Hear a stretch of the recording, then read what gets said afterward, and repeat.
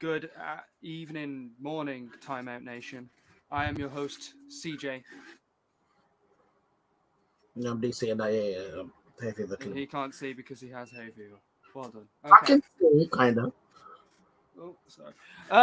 Oh, shit, my phone fell. Right. Why don't a So, lot of J.R. Smith? what is But that?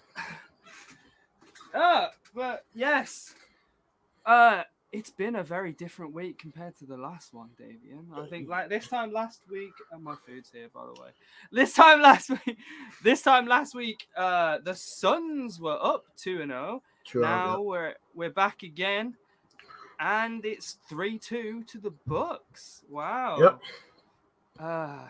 So let's talk about that. Let's talk about game 3 first. So it's Suns at Milwaukee. We were saying that it was a must-win for the Bucks It because was. it was going to be a momentum swinger one way or the other, and Yep. the Bucks absolutely they just took them down. 20-point win. Devin Booker only had 10 points, so it was a very bad game for him. Yeah. You had Chris Paul with 19 and 9 assists. I believe DeAndre Ayton got into a little bit of foul trouble as well. He had 5 personal fouls, so he Mm-hmm. probably was put out of the game pretty early, as far as I remember. Yeah, he only played 24 minutes. Oh yeah, hella foul trouble. So it wasn't surprising to see the Bucks pick up that win. Didn't they have good? They had pretty decent showings from their players, didn't they? Yeah, They 41 points from had Giannis, 21 points from Drew Holiday, and 18 from Chris Middleton. Yeah, they had Drew Holiday actually showing up for this series now, Yeah. which I think that's what we said last week is that if the Bucks need to win a game, they need good games off their players, which Yep. they have actually done the last 3 games. They've shown Mm-hmm. up and they've actually scored. Chris Middleton didn't do too well in his game 3 performance, but Drew Holiday just did enough to be Giannis's Robin in Yeah. that game. And yes, Giannis is a Batman, not a Robin, as opposed to what everyone else. Kendrick Well, not everyone Perkins. else. But by everyone else, I mean people who are dumb, aka NBA analysts. Kendrick Perkins. Carry on. Kendrick Perkins. But yeah, so yeah, that was a big game for them. I think we both talked about the fact they needed to win that one because they couldn't go 3. I mean, I did predict them going 0-3 and then reverse sweeping, but but it's fine. Yeah. I mean, I think if anyone had the ability to do that, it would be the Milwaukee Bucks. I was saying like I'm not taking anything for granted until someone wins on the road. And it just so happens that was the Milwaukee Bucks last night. But there was a game 4 as well. Now this was the game that Chris Middleton showed up. Yes. Because he earned the K in his name because I was taking it away. He scored a career high actually in the playoffs, a 40-point game. Mm-hmm. Thus, the circle of Chris Middleton proceeds, where he becomes overrated, and then he comes out with a Kobe fucking esque game, and then becomes underrated again, and then he's shit again, and like he's not consistent enough to be he's not consistent enough to be a first option, but he is got those moments in him that when they need him, sometimes he can come up with it. I think, and this game was a big one for him. I mean, he managed to beat. He scored 40. Obviously, even on Suns, like Devin Booker did hit 42. It just wasn't enough. No, because you had DeAndre Ayton just hitting 6. DeAndre Ayton had a terrible game. He was grabbing his rebounds, but offensively he just wasn't doing it. I believe Chris Paul as well. Like he had 10 points, 10, and he had 5 turnovers. Not a Chris Paul-esque. In fact, I would actually put the fact this was a really good game as well, considering how close it is. That's a theme that happened in Game 5 as well. Like, if you thought Game 4 was good, Game 5 was phenomenal. In this game, there was that block by Giannis with that lob, which was incredible, iconic. It was really, really a game-saving dunk. That was. 100%. That was a huge moment. A game-saving block. Sorry, that was. But yeah, the Suns, despite the fact that DeAndre Ayton was not playing well, and despite the fact Chris Paul was not playing well, Devin Booker pretty much put him on their shoulders, and they only made it out with a 6-point loss away from home. So, what, 4?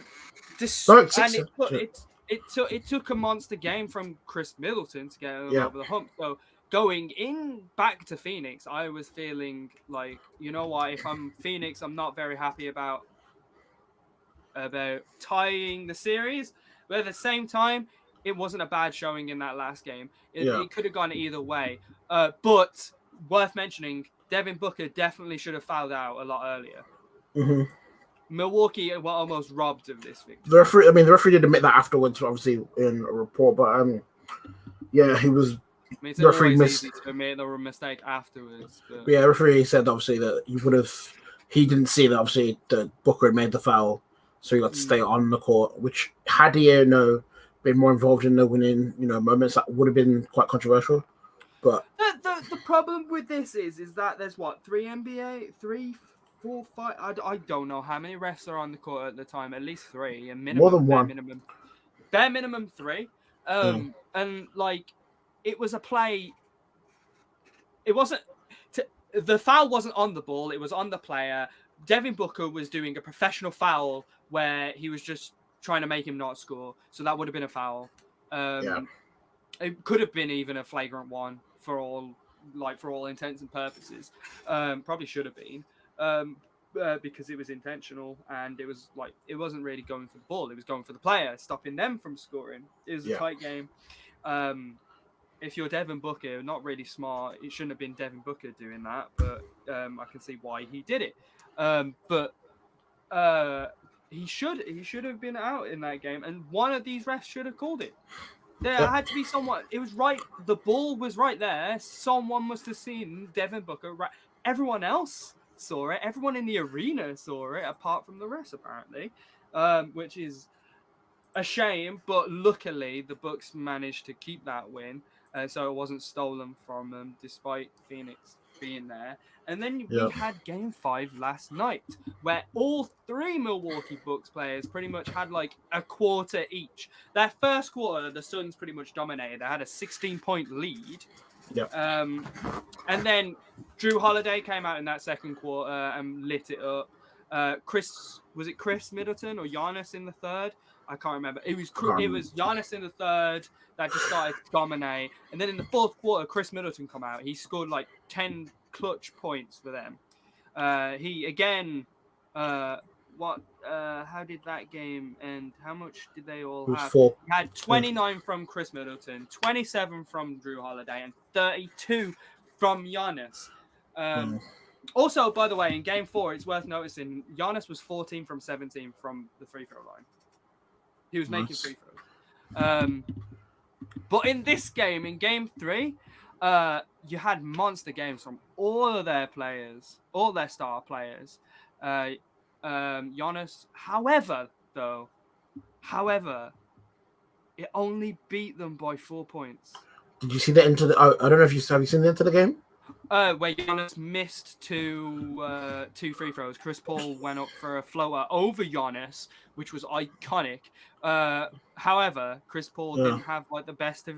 But it was more the Devin Booker. Obviously, pulls up into mid range.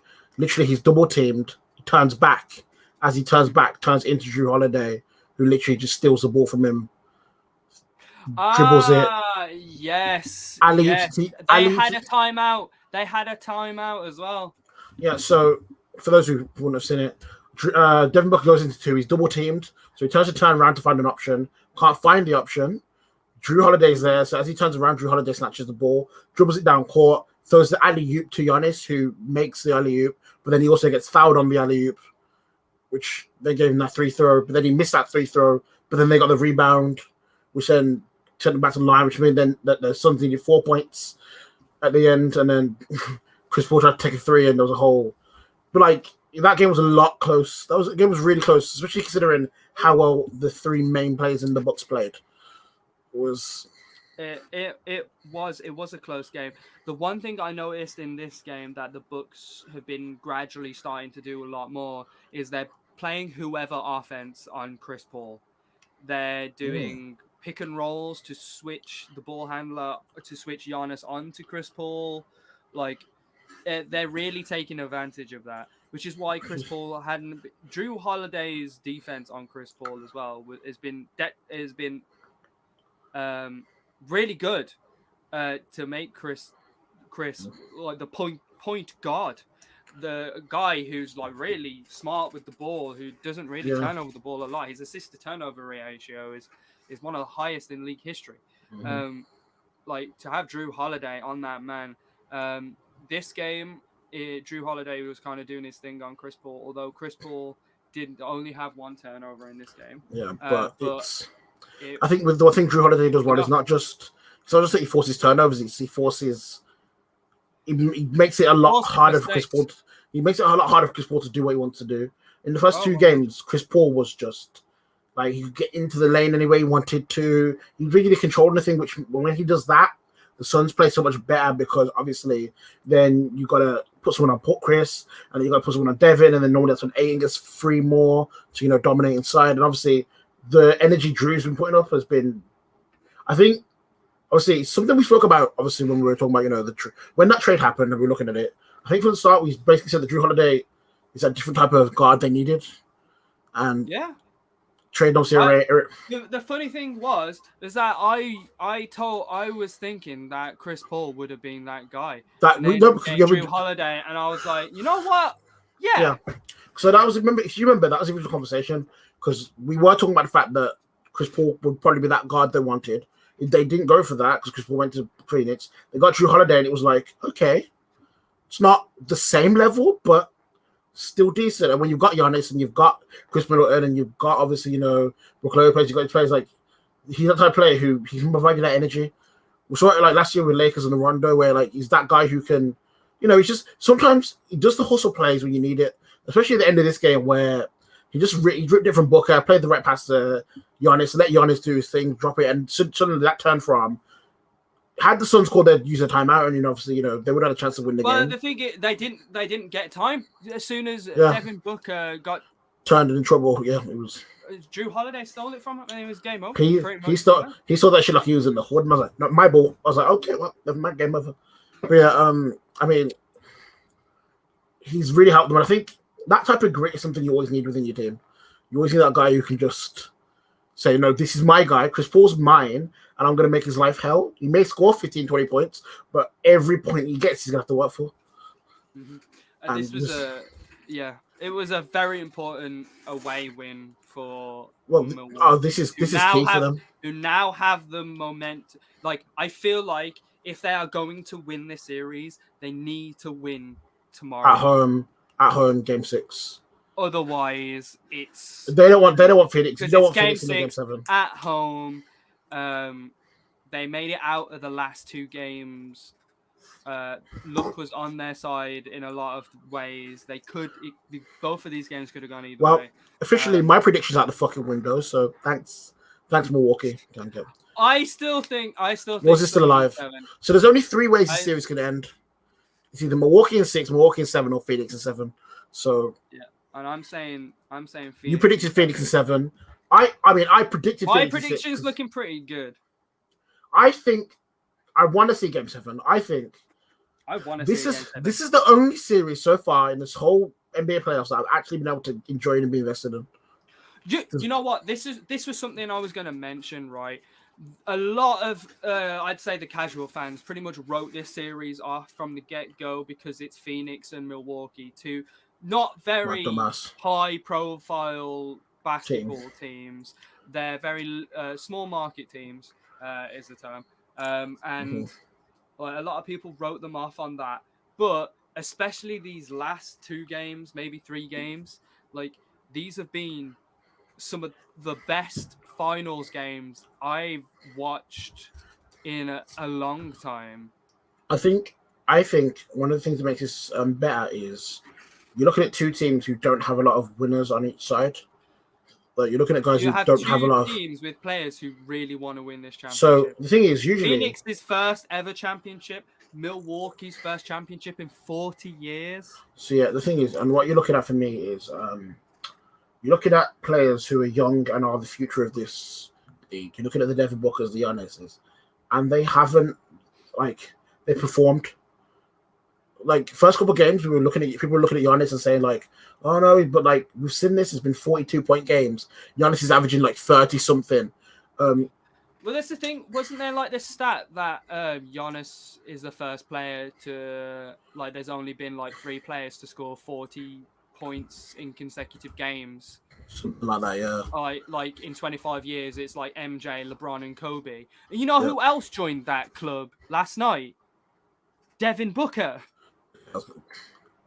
who, despite in losing efforts, both games, scored up consecutive 40-point games, which is like it puts how good Devin Booker is in. Okay, I'm glad you mentioned that because I'm gonna find it. The stat that it was. So Giannis has done something that only Shaq has done. I think it's 40 points, 10 rebounds in back-to-back games. So while he has joined, obviously, the LeBron, I think he's the second player. It's him and Shaq. That's it. Those are the only 2 players in NBA history to go 40 and 10 in an NBA Finals game. I'll double-check it. Yeah, maybe. Yeah. It does sound about right. Yeah, no, that's right. It's second player in NBA Finals history with 40+ points and 10+ rebounds in back-to-back games. It's Big Diesel and Greek Freak. That's it. We're seeing this, and when you talk about that, and obviously talk about Devin Booker's joined that list of the 40 point back-to-back. We're seeing this is when people say like big games with players, we are seeing the big players shine here. And obviously, a lot of people would have wrote it off because you don't have LeBron, there's no Steph, you don't have those guys who have been defining this league for the last 10 to 15 years. The KDs, the Stephs, the LeBrons, I'd argue and say Giannis has been defining this league for the last 3 years. 2 MVPs and a defensive player of the year. I'd say, I'm saying to that. I'm talking in terms of if you're just a casual fan who turns it on. A lot of people only watch the playoffs. If you watch the playoffs last couple of years, you would have saw Giannis get bounced out by Miami. You would have said it's not that amazing. Whereas obviously, if you're watching the regular season, you watch his gameplay, you knew that he had the ability and the facilities to do this. But I think having this series, I think the Suns have been criminally underrated, considering the fact, right, they were second in the West. Yeah. Second in the West. Not just that, but on the number 1 seed, Utah Jazz, who had the best record in the NBA, they had a 3-0 record against them. Yeah, and I think it was quite. Phoenix was dangerous from the get-go. The regular season, including Stephen A, never took him seriously. I think regular season they were impressive, and obviously a lot of teams looked at them and thought, okay, maybe if you come up against, I think I said the same thing. Like if they come up against the LA teams, they're probably not going to come through it. But then obviously they have, and take the injuries out of it. We take the injuries out of it. They're still impressive. I think if Kawhi actually did play, I think the series could have been a toss-up. I think if it could have gone either way. I think if Kawhi played, it would have been close. I think if AD played, Lakers win. But that's only because the games he played in, it was such a... The discrepancy between the 2 teams was so big that it kind of looked like, no matter how hard they played, plus with the Chris Paul injury, it was a little tough. But I think the Clippers one would have been closer. But I think when you look at them, I think a lot of people were able to write them off and say, well, they haven't really had to beat anyone at full strength. And now you look at this Bucks team who have got Drew Holiday firing all cylinders. Chris Middleton has finally stepped up, and now you got that. If Phoenix actually win this series now against the full strength Milwaukee Bucks, and they are full strength. Giannis is playing 40 minutes a game. There's no way. He's fine. Playing through injury, but I imagine this is kind of a standard because Chris Paul is probably playing through injury. I was going to say the rule of thumb is usually that no one's at 100% when he gets in NBA Finals.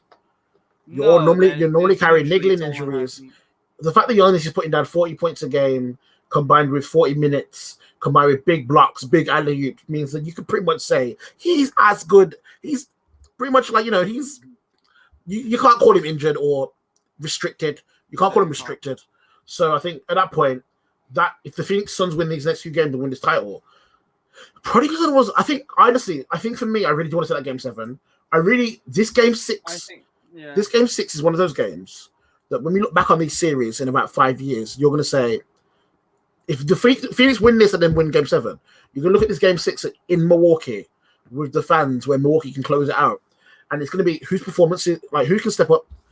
Is it going to be one of Chris Paul's performances? He's going to have a point guard moment. Are we going to see a career night from Devin Booker? Like, could Ayton step up and be better? Like, there's a lot of players. Campaign could do it. Like, there's a lot of players here. They've got the squad, and I think for them, obviously, this it's not even this is next loss, and you've lost the finals. That's it. It's win or go home. Yeah, and Milwaukee obviously want to close the series out, and they want to do it in Milwaukee. So for Phoenix, for Phoenix, you have to fight. Everything they do right now is going to be a fight just to earn their chance to play a Game 7. When is the next game? Is it Tuesday? Because they usually have 2 days gaps. It's Wednesday. Wednesday night. It's Wednesday morning night, for us. 2 a.m. Wednesday. 2 a.m. Wednesday. I am watching this game. So yeah, for me, I don't care if my girlfriend's staying over and she wants to sleep. I am watching this game in silence with headphones on. I will go downstairs and watch this game. I don't care. I'm watching this game. She's gonna learn today. Well, no, she's gonna learn Wednesday. But yeah, so I think this is gonna be the moment where this is the big game, big players. Phoenix have to earn that right to be in that Game 7. I mean, they have to go and beat the Bucks in Milwaukee. It's something they haven't done this series. They've lost. Yeah. But I think if Phoenix end up beating Milwaukee in a pretty close game, then regardless of what happens in Game 7, unless it's an absolute stinker, this would probably be one of the best series in the modern era of basketball. One of the best series in the modern era of basketball. Pretty much. I probably the 2013 finals, which went to Game 7, Miami, that kind of thing. Cleveland Warriors with the. Oh, comeback. This is true. There's that one there. I forget about that one. But no, but the thing is, it's still on the set. So obviously that one is the epic story, and obviously when you look at the last 10 years, that's probably one of the greatest. That's probably the greatest finals. But when you're looking at second, like obviously we've had a lot of okay finals. This one, it's not just one person carrying a team, which is amazing. Like you're seeing 40 points. It's definitely like three star players on each team. It definitely looks that way. You got Chris Paul, Devin Booker, and DeAndre Ayton. DeAndre Ayton's earned the fact that he's a star player on this team. You've got Drew, Chris, and Giannis. Yeah, so like, Drew, Chris, and Giannis, and it's their supporting cast, and it's just they're going at it, and there's no bad blood. It's just a bunch of players who really want to win, and they're really throwing it all on the court right now. It's big game, big players, high quality, and it's beautiful to see. I feel like even if Chris Paul loses, his legacy has been buffed by this finals appearance alone. He's kind of dragged them to this position because of the player he is. But yeah, shall we? You know what I kind of want to talk about? I kind of want to talk about the Olympics and Team USA, because I think last week, had they just lost to Nigeria the night before? Well, then they lost to Australia, and then they beat Argentina. Did they beat a team? I think it would have been Argentina. I know that was the next team.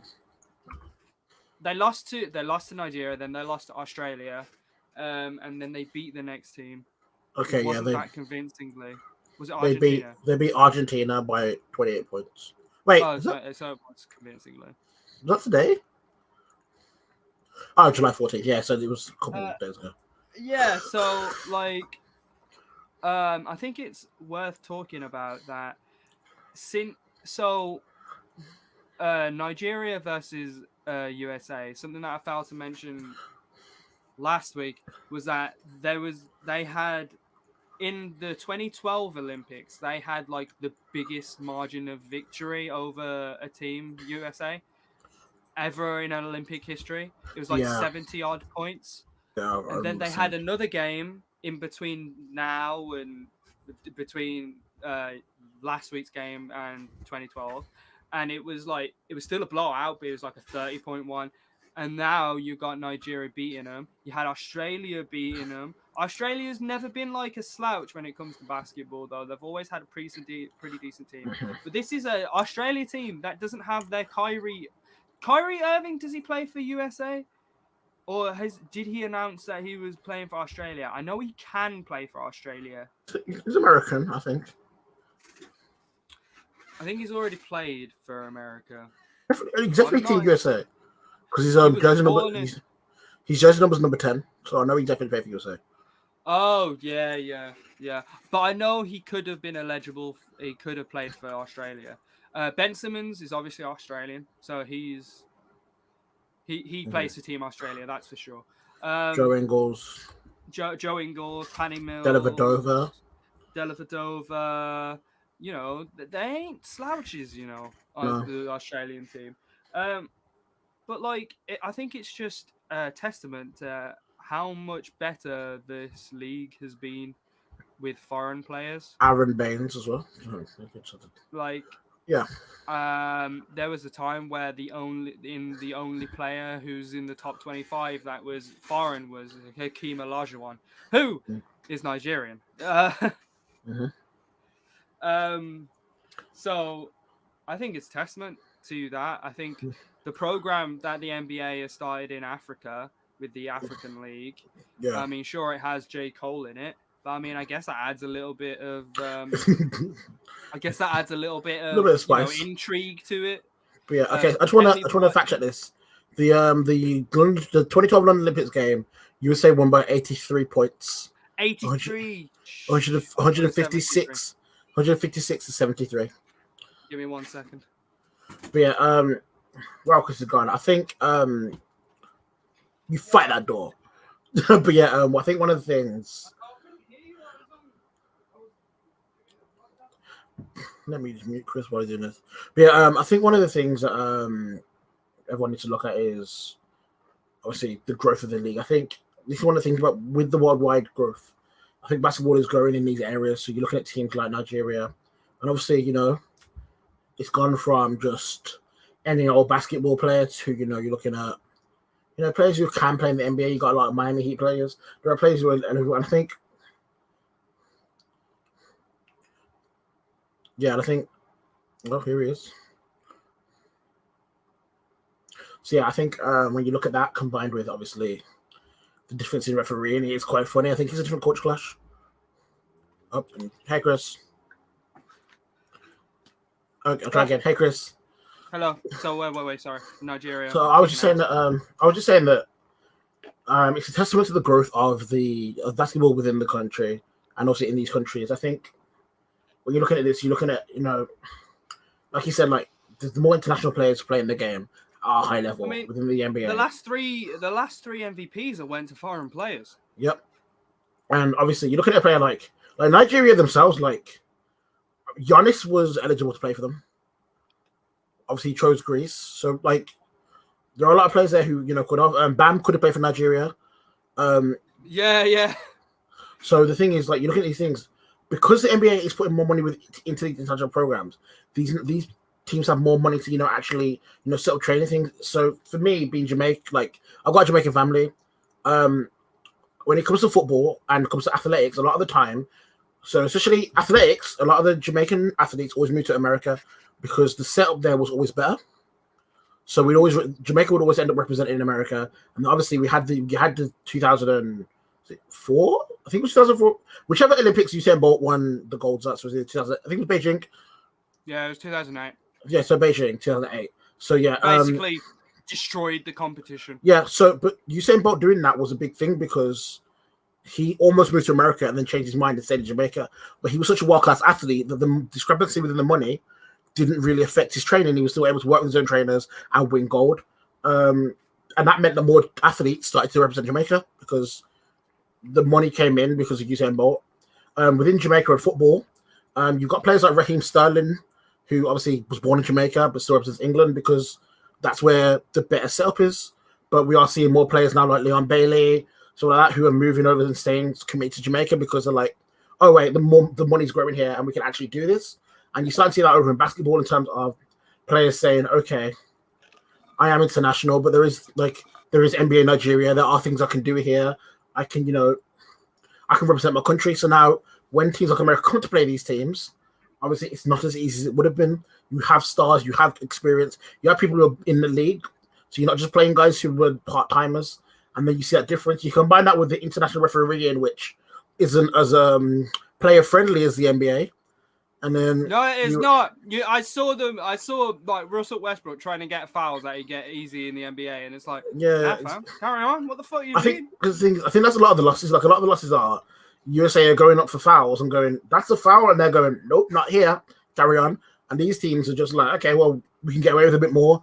We can upset you a bit. And obviously, I think when you play for Team USA, I think a lot of the times it's like you expect to be the best. The way the league has kind of gone, it's definitely become a more fan-friendly thing where it's been high-scoring games.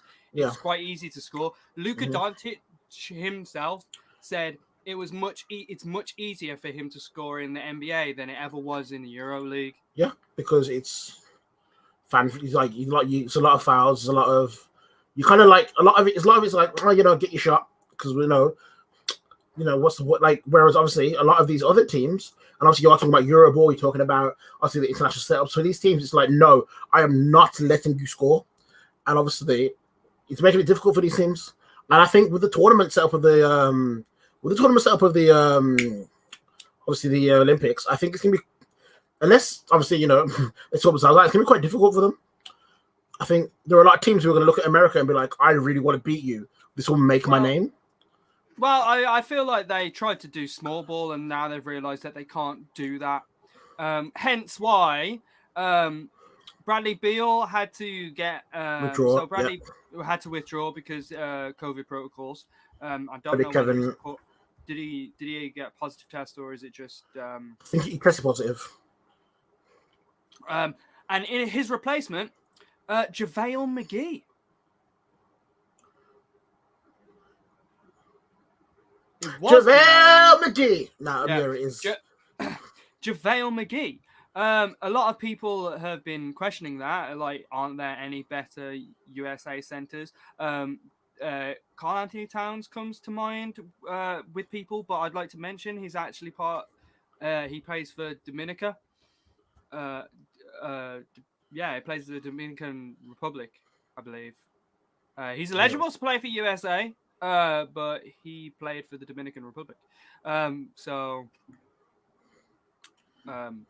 fine. It's fine. Because Kevin Love also dropped out, and we've got Keldon Johnson. Yes. No Trae Young. Then, although Trae Young apparently has the credentials. Yes, he does. I saw the Isaiah Thomas quote. I had the credentials. In all fairness, Trae Young would be the worst kind of player after what we just talked about with this kind of defense. And how he kind of jumps into players and he would be, I was going to say he would be, but I think for him, I just think he feels quite disrespected to not get selected. I think it's one of them that he's playing a bit, and he's being jovial with it. But it's probably one of them where you want to be selected. I think the reason he's not selected is because I don't think his style of play really reflects.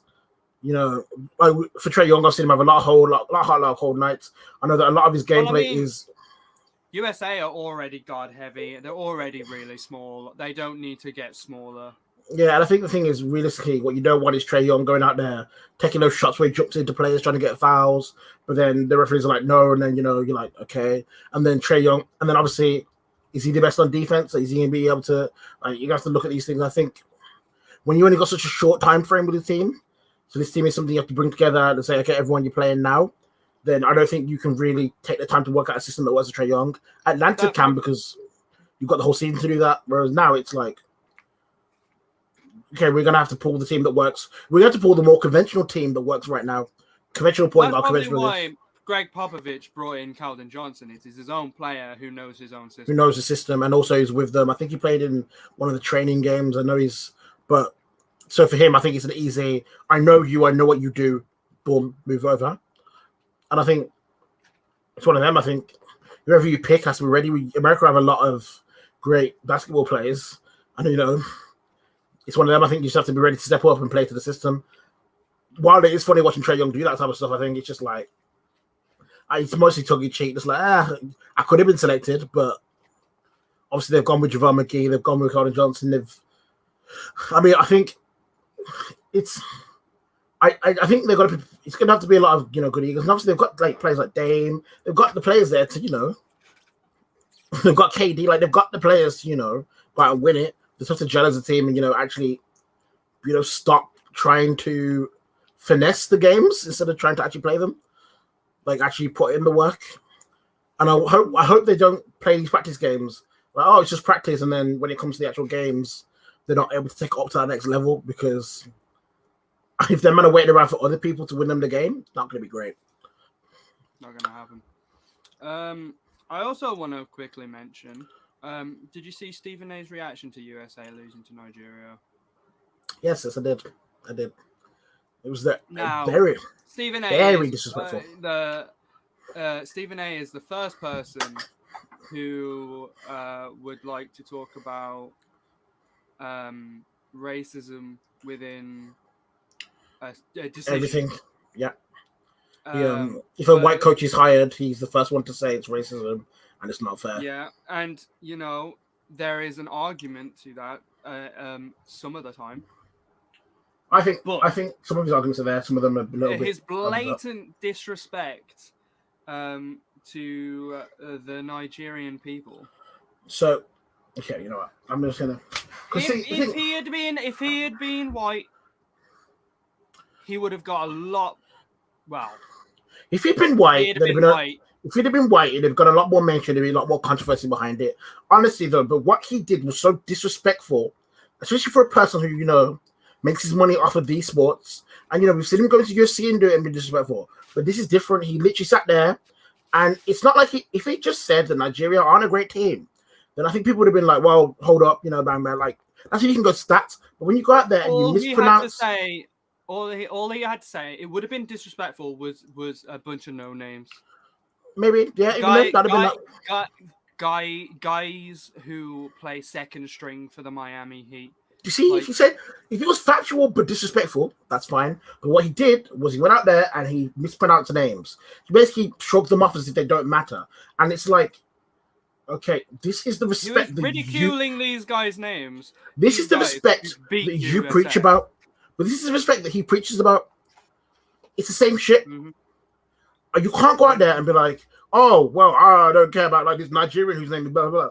Like, look, you didn't have. It would take 30 seconds to a minute for you to learn these guys' names if you're going to use them in a rant.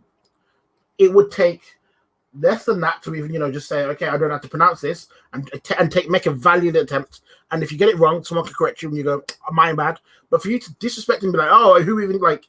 The second you did that, you then disrespected a whole country of people, a whole ethnicity of people, and these are the same people that you then call on when you want, when you're talking about reform and change and the same respect that you want back from other white people. You can't be a bias. You have to. One way you have to be. You can't be racist and then make a joke like, oh, Canada or whatever, and they're like, oh, haha. But then when someone else did that, you'd be on your neck. When Brad Stevens got promoted, and then they were looking at their coaches, he was throwing a lid because he was like, where are the black coaches? Where is this? This is a team of black players, and you're disrespecting them. Stephen A also said the fact that he was made Brad Stevens was even made an executive was borderline racist. Yeah, obviously that makes it to me. The Brad Stevens thing makes sense. I think if you're gonna say it's racist, I think it's clutching at straws there. But for me, the Brad Stevens thing made sense. It was promotion from within. I'm fine with that. I don't want coaches want coaches hired because they're black or to fit a quota. But what I do want is respect for a team. Nigeria went out there and they played basketball and beat USA, whether it's a friendly or not, or it's an exhibition game or not. They went out there and they beat USA. That's the team that had KD in it, Dame in it. These are all the stars. Put respect on their names. They're human beings. And you're the same. He's the same person who will then turn around and preach that other people aren't treating black people like human beings while doing it. A name means a lot to some people, especially the African lineage, because obviously when you look at the roots of slavery and the removal of names, so some of the heritage names mean a lot to these people. So to disrespect it is kind of disrespecting that. And when you fight for that, you look like a dickhead. That's what you do. You end up looking like a prick. And that's why the Nigerian team tried to check him and say, okay, actually think about your homeland and your motherland. And actually and he was like, some of them were able to take it like tongue in cheek and like, it's just Stephen A. Which players was it? I can't remember who actually said it. Who actually said like respect? You need to respect the motherland and stuff. Because I was glad to see it because I thought that, but I didn't want to. Let me check it quick. So actually, you got the actual quote. He said, "There's no excuse to lose to Nigeria. Some good dude named Gabe Nanamdi, who goes by Gabe Vincent, based on Miami Heat, or Caleb Agada, or Nama, however the hell you pronounce his name. You got 60 points on 3. Excuse me, you can't do better than that." And then who actually retweeted this?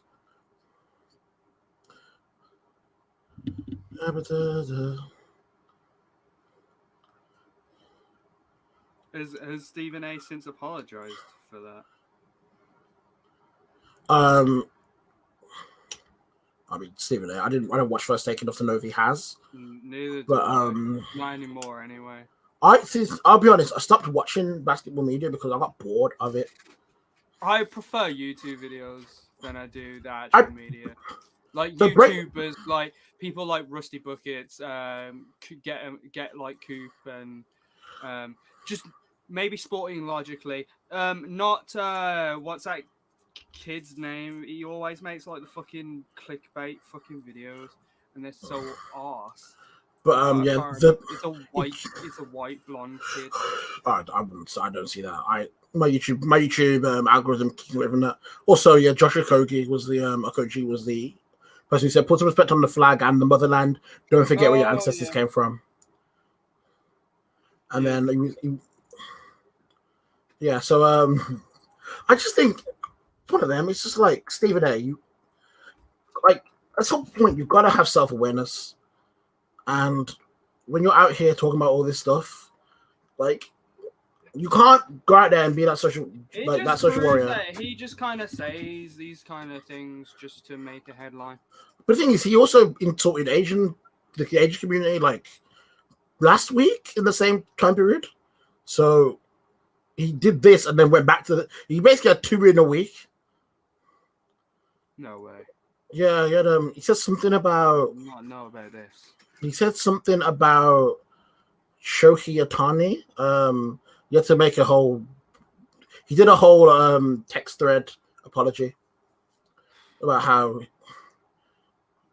Yeah, it was a whole thing. So for him, it's back to back bad takes. Bad decisions. Sponsor. He's gone past that. It's horrible decisions. But yeah, I just think for me it was frustrating. But to me, one of the bottom line I've got is to me one of the things that he used back against him when he actually has a good point, people are going to use this back against him, and that's why it wasn't exactly. This is why I wanted to be careful when he says things. But it's Stephen A. and he just says things for clicks. So great. Yeah. Right. For the last 15 minutes or less, there's a guy on Team USA by the name of Davian. I know where this is going. I knew where this was going. Word on the street is that he asked for a trade. However, he has said if there's a trade, it's not from my camp. But it's beginning to get increasingly. So, but here's what I'll say. Reported that he is asking for a trade. He said he didn't request a trade, but what was key is when you listen to the semantics of what he actually said, he didn't request a trade. That was false, but didn't say they weren't talking about it. Then said he was not 100% sure where his future was going to be. And I think that line in itself suggests I haven't exactly. That line suggests to me I haven't exactly decided if Portland's right for me right now, or if I want to move on, or where. Reports have come out that he favors Philly. I feel like he's probably been talking about asking for a trade. I because think he's with Team USA. He's not done. He's not made a decision based on that yet. Following Dame, listen. On Team USA. Yeah, following Dame, listen to interviews I know about Dame, listen to him speak. I would assume that the timeline would go. He's spoken about the future and has asked questions. Obviously, of the new coach. Obviously, where is the franchise going? Can he win here? But also knowing him, he would have thrown all of it into the Olympics. And right now, he'll probably not be focusing on that yet. And obviously, we'll probably get an answer after that. I mean, him getting traded would be that would be the story of. Who are the teams I've heard? Lakers, I've heard Heat. So originally I heard Lakers and the Heat were the team. Are going to get him. There was I've heard Warriors. I heard Golden State Warriors. So the two teams I heard that he request. So when the request thing came out, the two teams that he was favorable on were Philly and the Knicks, which I believe. I believe that he would want to go to Philly. I could believe that, yeah.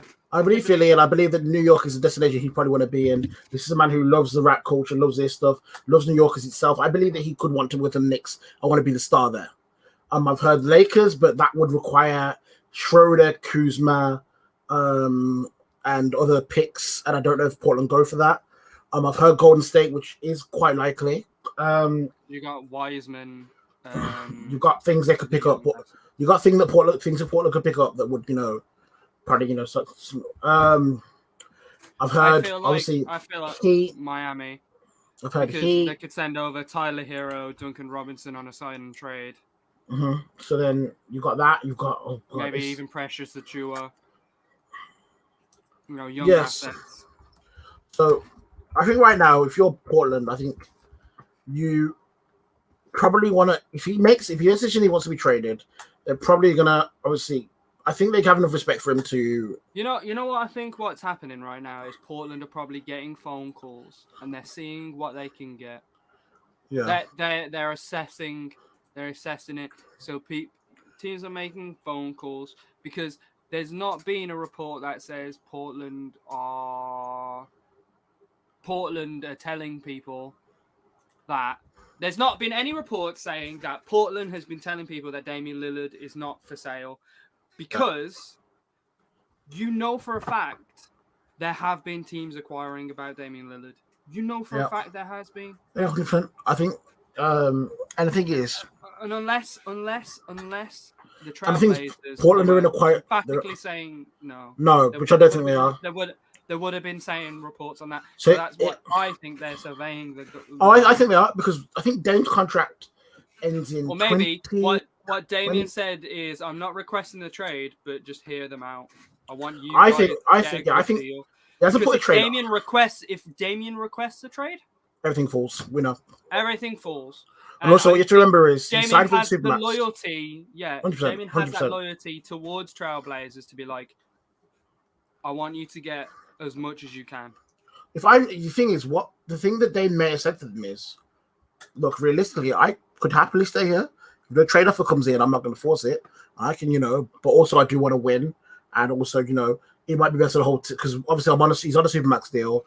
He's signed till 24, 25. Is he like 29 now or something? He's quite old as well. Dame Lillard. Okay, well, you check that. But yeah, so I'd say that I know he's on a deal till at least 2024. 31. Yeah, I know. So I know he's on a deal till 20. His deal would run out in 3 years, so he'd be 34, meaning that he's not going to sign another huge deal. I know he's got to pay out. Well, he'd probably sign a huge deal, but a bit shorter one. But so obviously, if you're looking at him, he's looking at winning now. So then you look at the teams that he could win now. Where you're looking at the Lakers, the Warriors, maybe the Heat, maybe Philly if they move Ben Simmons and then he moves into that. Word on the street is the Heat are also going for Kawhi. So can you imagine a team that has Kawhi, Dame Lillard, Jimmy Butler, and Bam Adebayo? No, I can't. I can't. I am, and I'm stopping myself because the more I think about it, it means it won't happen. I was gonna say I can't. If that ever happens, that's just. But now, so if I'm Dame, I'm saying, look, I'm happy to stay here. Look, I'm making my money. Realistically, I've signed the Supermax. I know what this is. But if a good offer comes in, because the thing is that realistically in this trade, Portland do have the power in terms of if they say to Dame, you're not going anywhere, he signed for another 3 years, so he can't really force his way out. So realistically, they have to pay Paul. I think it might be one of them where Portland respect Dame and Dame respect Portland enough that Dame won't do anything to lower his value, but Portland might look at more favorable trades for him where he can win now. So they'll be looking at maybe what can they push more from these favorable destinations. Kind of like what we saw with AD, where AD was like, I want to go Lakers, and the Pelicans were like, okay, but we're going to make sure we can get everything we can for you to make that happen. And obviously they got Brandon Ingram, Lonzo Ball. I think he does go this season. I think personally, from some of the comments he's made, it seems like he wants to win. And I don't think he has as much faith in Portland as he once did to carry everything. I think the last couple of playoff runs he's had have been draining for him because he's been trying to do everything and it's still not been enough because he can't. I think with obviously CJ McCollum's constantly injured. They've got Nurkic who's constantly injured. You've got a new coach. You've got there's not a lot of wiggle room for them now. Yeah, Portland is who is their coach? It's not It's someone who had allegations against him. I don't remember. I know he's not a seasoned NBA coach. I think he was an assistant for someone. Chauncey Billups, yeah, that was. Oh, of course, it's Chauncey Billups. He's never been an NBA head coach before. Yeah, and then they moved over another assistant who had been assistant or whatever. Because we spoke about that last week. So for him, I think when you look at that setup, you're like, this might be a setup for a younger team, not me right now, because you guys seem like you're in that. So he might say, look, okay, can we just cut our losses here? If you're in win now, you go for a more experienced coach. You go for an experienced coach. You go for a winner. Or come from within. Like Nick Nurse with the Toronto Raptors, like Eric Spoelstra with Miami Heat. If you want to win now, but also develop a new coach. You want someone who either is in the culture and knows everything, so can just step up, or you want someone who's done this before, can bring a new step. This is someone new. They're literally just. And I think throwing spaghetti at the wall and seeing what. And hoping it sticks. And I think if I'm Dame, I'm looking at that and going, I'm not the biggest fan of this. So I'm getting old. Like my window. Yeah, like my window to be elite is. Like the thing is, I think what's funny is so we always look. I find the age thing quite funny because you look at LeBron at 36, and people are like, "Well, he's too old now." But then we look at someone like Dame who's 31, and you're like, "Well, he's only 5 years, and in that 5 years, like, you've got to make a decision now. Like, if you're not winning already, when do you make that jump?" And I think for Dame, 31, with a couple of years left on a good deal, probably the time to make a jump and see if you can win something. I personally, I'd want to see. So obviously, at the Lakers, fine. The Warriors, enjoyable. Philly or Miami, though. Warriors would be weird because you have Steph and Dame Lillard playing next to each other. You'll have Clay, like back-to-back logo threes. Clay and Dre. Like playing 2K. Yeah, shoot. Oh, that'd be horrible. You could lose a 12-point lead in 10 seconds. But I think I prefer. I mean, okay, the Lakers wouldn't be bad, especially if just because I'd want to see that versus the Nets. That'd be funny. But Miami or Philly, Joel Embiid and Dame hits differently than Ben Simmons. Jimmy and Dame with Bam hits differently than like Oladipo and like you know what I'm saying. Like there's levels to this. And I think Dame elevates the team wherever he goes because you know what you're getting with Dame. He's a warrior. He's someone who wants to win. You know he's not gonna have that much of an attitude. He's been playing in fucking Portland for years. So I think, and he's that type of person who can adapt to a culture, wants to win. We'll drop a nice rap song, it'll be right there. And I think if someone can get him and they can give up, if they can get a good deal for him, you can go from middle in the pack to they can win this title. And there's a couple of teams that need that. And Boston should not do it. No, stop it. No. I could see them trying. No. I could see them trying. Don't be giving up Jaylen Brown for Tatum. No. Stop it. That would be what I would do. That would be what I would do. I know, because it makes the most sense. They shouldn't, because Damian Lillard is kind of a liability on defense. So. Yeah, and they shouldn't, but they might, and that's what scares me. Which is why, if I'm Miami, I would give up I would give up Tyler Hero and Duncan Robinson. What's that? Win now, and still. I mean, I'm not giving up. I'm not having more of a liability by keeping Damian by trading for. I do find it funny how the Tyler Hero like this season. Like it got to the end of the season, and I would like to keep damn it, Tyler Hero if I could. Yeah, I know, but it was the report that Miami were like, "Why didn't we trade for Harden?" And I was like, I still would not have liked to have traded for Harden because Harden just doesn't fit in. Like he's just not a kind of guy that I'd like on my team. But it was just the idea that I think Miami were like, he's a phenomenal player. If it was based purely on playing ability, you fucking give me James Harden. You can have Tyler Hero. If it's the fact that the cut with the, I don't know. It's the intangibles. James Harden does not sit me straight. His attributes say yes. His intangibles say no. The things you can't quite reach. There's little things that take him from is he a champion? Is he can he elevate us or will he bring us down? It's those little, and I think that thing that he had with Chris Paul in Houston, and like now you look at where Chris Paul is right now, like NBA Finals. And when you look at how Chris Paul elevates Devin Booker, elevates Ayton, elevates Cameron Payne, elevates whoever's on the court with him, and you look at James Harden and you go, then why didn't that work for you? Why didn't having point guard on your team push you to be better? Is it because you weren't willing to help that? And it's just little like it's one of the things that you sometimes it doesn't have to be explained because you can understand it. And sometimes you look at it and you go, there's something not right there. I can't tell what it is. I'm not fully there, but something's not right. Like Jimmy in Minnesota, there was something off. And then if he beat Rachel Nichols, he's number one. He's number one. But anyway, I guess we'll take a timeout for now. Next week we'll have an NBA champion. Will we? Oh yeah, we will. Yes. There's only 2 games left, Damien. Yeah, Game 7's Friday. Fam, with the way they might be taking rests, I wouldn't know.